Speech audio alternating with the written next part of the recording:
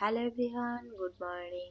প্রতিদিনকার সকালের মতো আজকেও আমি সকালবেলা ঘুম থেকে উঠেই ব্যালকনি বাগানে চলে এসেছিলাম। এই জায়গাটা আমার একটা সময় এতটাই প্রিয় ছিল যে বাচ্চাদের যেরকম যত্ন করে ঠিক সেরকমই প্রত্যেকটা গাছের যত্ন নিতাম, কিন্তু এখন সময়ের অভাবে আমার ব্যালকনি বাগানটা একেবারেই নষ্ট হয়ে যাচ্ছে। আসলে কথায় আছে না, অযত্নে অবহেলায় সবকিছুই দেখবেন নষ্ট হয়ে যায়, সেটা সম্পর্ক হোক আর একটা গাছ হোক। আপনার সবকিছুতেই আদর যত্ন ভালোবাসা থাকতে হবে, দেখবেন গাছও যেমন তরতরিয়ে বেড়ে উঠবে, আপনার ভালোবাসাটাও আজীবন সেরকমই একেবারে তরতাজা থাকবে। তো এই যে দেখুন, আমার একটা বেলি ফুল গাছের গোড়ায় আমি কিছু ময়লা দিয়েছিলাম, ময়লা বলতে সবজির খোসা এই টাইপের।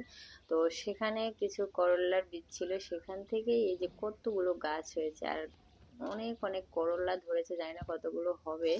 তো সকালে উঠেই আজকে আমি করলা ভাজিও করে নিচ্ছি। এটা কিন্তু আমার গাছের না, বাজার থেকে কিনে আনা করলা ভাজি।